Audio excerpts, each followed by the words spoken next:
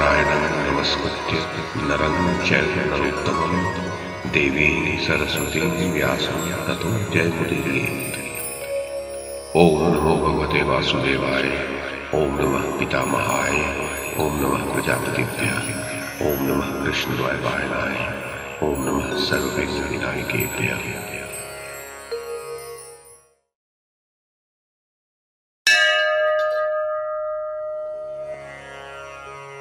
संजय ने कहा, महाराज धृतराष्ट्र, जब दुर्योधन ने देखा कि पांडव मेरी सेना का विध्वंस कर रहे हैं और वह भागी जा रही है तो उसे बड़ा क्रोध हुआ। वह सहसा द्रोणाचार्य और कर्ण के पास पहुंचा और अमरस में भरकर कहने लगा, सव्यसाची अर्जुन के द्वारा युद्ध स्थल में सिंधुराज जयद्रथ को मारा गया देख क्रोध में भरे हुए आप दोनों वीरों ने यहाँ रात्रि के समय इस युद्ध को जारी रखा था, परंतु इस समय पांडव सेना द्वारा मेरी विशाल वाहिनी का विनाश हो रहा है और आप लोग उसे जीतने में समर्थ होकर भी असमर्थ की भांति देख रहे हैं। दूसरों को मान देने वाले वीरों, यदि आप लोग मुझे त्याग देना ही उचित समझते थे तो आपको उस समय मुझसे ये नहीं कहना चाहिए था कि हम लोग पांडवों को युद्ध में जीत लेंगे। उस समय आप लोगों की सम्मति सुनकर मैं कुंती पुत्रों के साथ यह वैर नहीं करता जो संपूर्ण योद्धाओं के लिए विनाशकारी हो रहा है। अत्यंत पराक्रमी पुरुष प्रवर वीरों, यदि आप मुझे त्याग देना न चाहते हो तो अपने अनुरूप पराक्रम प्रकट करते हुए युद्ध कीजिए। नरेश्वर, दुर्योधन का ये उपालंब सुनकर वे दोनों वीर पांडवों का सामना करने के लिए बढ़ गए। उसी प्रकार पांडव भी अपनी सेना के साथ बारंबार गर्जना करते हुए उन दोनों पर टूट पड़े। उस समय द्रोणाचार्य ने क्रोध में भरकर 10 बाणों से सात्विकी को बींध डाला। साथ ही कर्ण ने 10, आपके पुत्र ने 7, वृषसेन ने 10 और शकुनी ने 7 बाण मारे। उधर द्रोणाचार्य को पांडव सेना का संहार करते देख सोमक क्षत्रिय तुरंत वहां पहुंचे और सब ओर से द्रोणाचार्य पर बाण बरसाने लगे। आचार्य द्रोण भी चारों ओर बाणों की झड़ी लगाकर क्षत्रियों के प्राण लेने लगे। उनकी मार से पीड़ित हो पांचाल योद्धा एक दूसरे की ओर देखकर आर्त चित्कार मचा रहे थे। कोई पिता को छोड़कर भागे, कोई पुत्रों को, किसी को अपने सगे भाई, मामा और भांजों की भी सुध न रही। मित्र, संबंधी और बंधु बांधवों को छोड़ छोड़कर सब लोग शीघ्रता के साथ भाग चले। सबको अपने अपने प्राणों की पड़ी हुई थी। श्री कृष्ण, अर्जुन, भीमसेन, युधिष्ठिर तथा नकुल सहदेव देखते ही रह गए और उनकी सेना द्रोण के प्रहार से पीड़ित हो जलते हुए प्रदीप फेंक फेंक कर उस रात्रि में भाग चली। सब ओर अंधकार का राज्य सघन हो गया। कुछ भी सूझ नहीं पड़ता था। केवल कौरव सेना के दीपकों के प्रकाश से शत्रु भागते दिखाई दे रहे थे। महारथी द्रोण और कर्ण भागती हुई सेना को भी पीछे से बाण बरसाकर मार रहे थे। राजन, ये सब देखकर भगवान श्री कृष्ण दीन चित्त होकर बोले। अर्जुन, द्रोण और कर्ण ने धृष्टद्युम्न और सात्विकी को तथा संपूर्ण पांचाल योद्धाओं को भी अपने बाणों से क्षत विक्षत कर डाला। उनकी बाण वर्षा से तुम्हारे महारथियों के पैर उखड़ गए हैं। अब सेना रोकने से भी नहीं रुक रही। महाराज, अर्जुन से इस प्रकार कहने के पश्चात भगवान श्री कृष्ण और अर्जुन दोनों ने सैनिकों से कहा, पांडव वीरों, भयभीत होकर भागो मत, भय छोड़ो। हम दोनों अस्त्र शस्त्रों से भली भांति सुसज्जित संपूर्ण सेनाओं का व्यूह बनाकर द्रोणाचार्य और सूत पुत्र कर्ण को बाधा देने का प्रयत्न कर रहे हैं। वे दोनों, द्रोण और कर्ण, बलवान, शूरवीर, अस्त्रवेत्ता तथा विजयश्री से सुशोभित है। यदि उनकी उपेक्षा की गई तो वे इसी रात्रि में तुम लोगों की सारी सेना का विनाश कर डालेंगे। नरेश्वर, श्री कृष्ण और अर्जुन इस प्रकार बात कर ही रहे थे कि भयंकर कर्म करने वाले भीमसेन अपनी सेना को लौटाकर शीघ्र ही वहां आ पहुंचे। उन्हें आते देख जनार्दन ने पुनः अर्जुन से कहा, पांडुनंदन, ये देखो, सोमक और पांचाल योद्धाओं को साथ लिए भीमसेन बड़े वेग से द्रोण और कर्ण की ओर बढ़ रहे हैं। अब सेना को धैर्य बंधाने के लिए तुम भी इनके साथ होकर युद्ध करो। प्रजापालक नरेश, तदनंतर अर्जुन और श्री कृष्ण द्रोण और कर्ण के पास जाकर सेना के अग्रभाग में खड़े हो गए। तदोपरांत युधिष्ठिर की भी बड़ी भारी सेना लौट आई।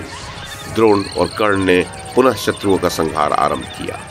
दोनों ओर की सेनाओं में घमासान युद्ध होने लगा। उस समय आपके सैनिक भी हाथों से प्रदीप फेंक फेंक कर उन्मत्त की भांति पांडवों के साथ युद्ध करने लगे। चारों ओर अंधकार और धूल छा गई थी।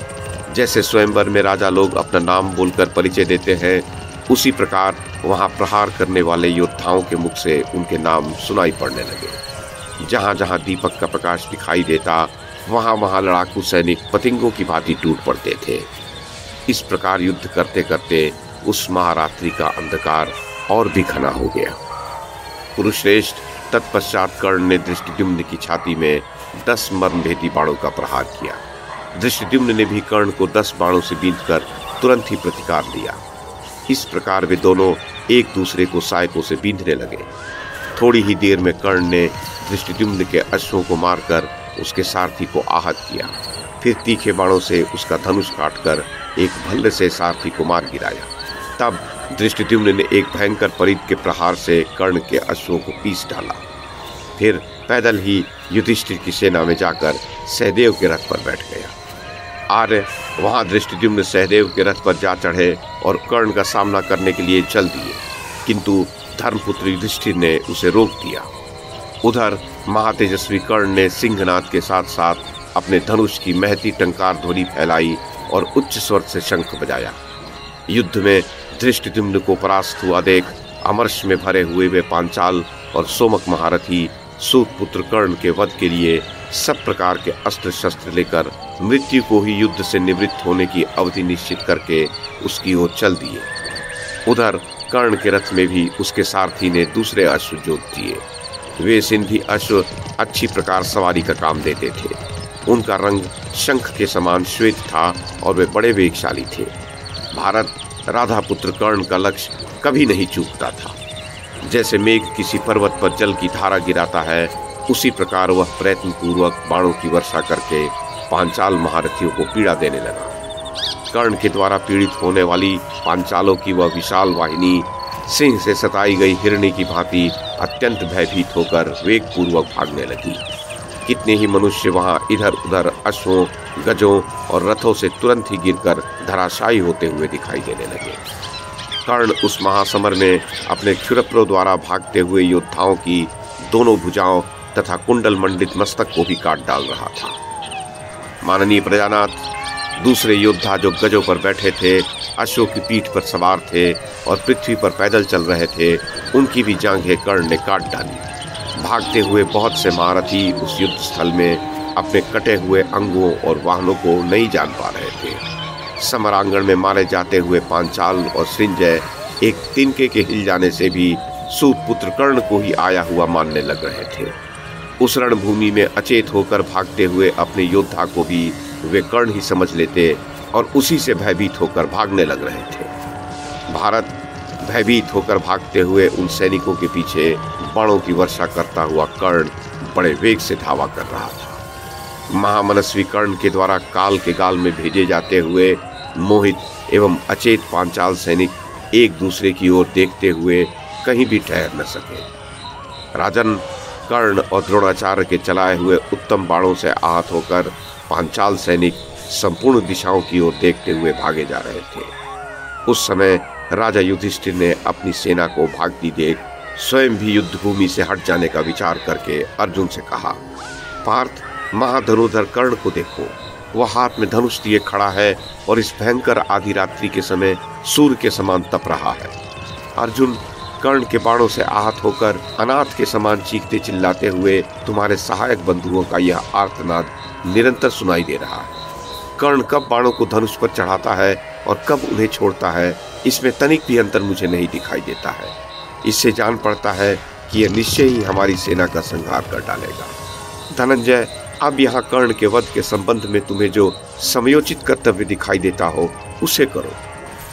महाराज, युधिष्ठिर के ऐसा कहने पर अर्जुन भगवान श्री कृष्ण से बोले, प्रभु, आज कुंती नंदन राजा युधिष्ठिर राधा पुत्र कर्ण के पराक्रम से भयभीत हो गए हैं। ऐसी अवस्था में कर्ण की सेना के पास हमारा जो समयोचित कर्तव्य हो उसका आप शीघ्र निश्चय करें, क्योंकि हमारी सेना बारंबार भाग रही है। मधुसूदन, द्रोणाचार्य के बाणों से आहत और कर्ण से भयभीत होकर भागते हुए हमारे सैनिक कहीं भी ठहर नहीं पा रहे हैं। मैं देखता हूँ कर्ण निर्भय सा विचर रहा है और भागते हुए श्रेष्ठ रथियों पर भी पीछे से तीखे बाणों की वर्षा कर रहा है। वृष्णि सिंह, जैसे सर्प किसी के चरणों का स्पर्श नहीं सह सकता, उसी प्रकार मैं युद्ध के मुहाने पर अपने सामने कर्ण का इस प्रकार विचरना नहीं सह सकूंगा। अतः मधुसूदन, आप शीघ्र वहीं चलिए जहां महारथी कर्ण है।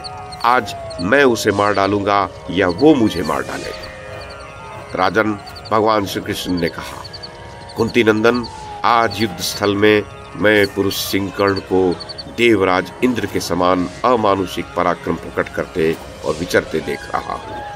अर्जुन, तुमको और राक्षस घटोत्कच को छोड़कर दूसरा कोई ऐसा नहीं है जो कर्ण से लोहा ले सके, किंतु उसके साथ तुम्हारा युद्ध हो इसके लिए अभी समय नहीं आया, कारण उसके पास इंद्र की दी हुई एक देदीप्यमान शक्ति है जो उसने केवल तुम्हारे लिए रख छोड़ी है। मेरे विचार से इस समय महाबली घटोत्कच ही कर्ण का सामना कर ले जाए। उसके पास दिव्य, राक्षस और आसुर तीनों प्रकार के अस्त्र हैं, अतः वह अवश्य संग्राम में कर्ण पर विजयी होगा। राजन, श्री कृष्ण के ऐसा कहने पर अर्जुन ने घटोत्कच का आवाहन किया।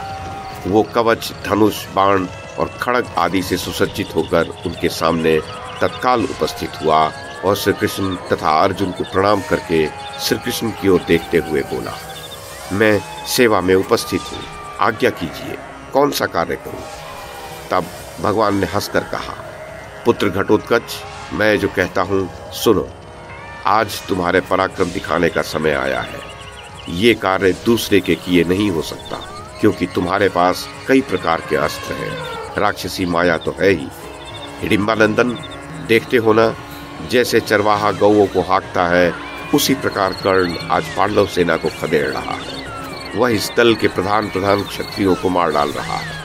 उसके बाणों से पीड़ित होकर हमारे सैनिक कहीं नहीं ठहर पा रहे हैं, युद्ध भूमि से भागे जा रहे हैं। इस प्रकार कर्ण संहार में प्रवृत्त हुआ है। उसे रोकने वाला तुम्हारे सिवा दूसरा कोई मुझे नहीं दिखाई देता। इस समय तुम्हारा बल असीम है और तुम्हारी माया दुस्तर, क्योंकि रात्रि के समय राक्षसों का बल बहुत बढ़ जाता है। उनके पराक्रम की कोई सीमा नहीं रहती, शत्रु उन्हें नहीं दबा सकते। इस आधी रात्रि में तुम अपनी माया फैलाकर महान धनुधर कर्ण को मार डालो, फिर धृष्टद्युम्न आदि वीर द्रोण का भी वध कर डालेंगे। पुरुराज, भगवान श्री कृष्ण का ये वचन सुनकर अर्जुन ने भी शत्रुओं का दमन करने वाले राक्षस घटोत्कच से कहा, घटोत्कच, मैं तुमको, सात्विकी को तथा भैया भीमसेन को ही अपनी सेना के प्रधान वीर मानता हूँ। इस रात्रि में तुम कर्ण के साथ द्वैरथ युद्ध करो। महारथी सात्विकी पीछे से तुम्हारी रक्षा करेंगे। सात्विकी की सहायता लेकर तुम शूरवीर कर्ण को मार डालो। नृपश्रेष्ठ, तब घटोत्कच ने कहा, महाबाहो, प्रभो, आप मुझे जैसा कह रहे हैं वैसा ही है। मैं आपका भेजा हुआ कर्ण के वध की इच्छा से जा रहा हूँ। भारत, मैं कर्ण का सामना करने में तो समर्थ हूँ ही, द्रोणाचार्य का भी अच्छी प्रकार सामना कर सकता हूँ।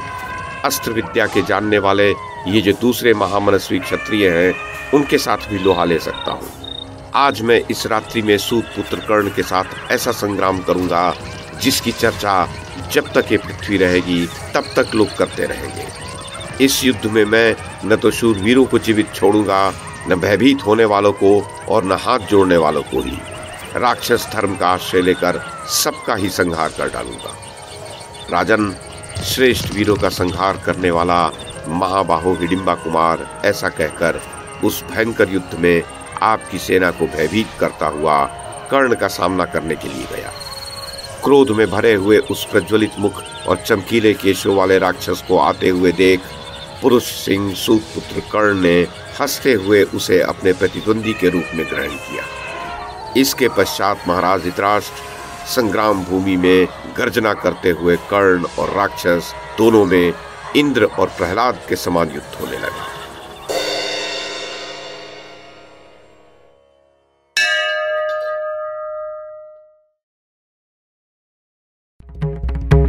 YouTube के माध्यम से महाभारत की कथा को एक श्रृंखला के रूप में प्रस्तुत करने का हमारा ये प्रयास यदि आपको सराहनीय लगा हो तो कृपया इस कड़ी को लाइक और शेयर करें, चैनल को सब्सक्राइब करें और बेल आइकन को दबाएं। साथ में अन्य लोगों को भी देखने के लिए प्रेरित करें।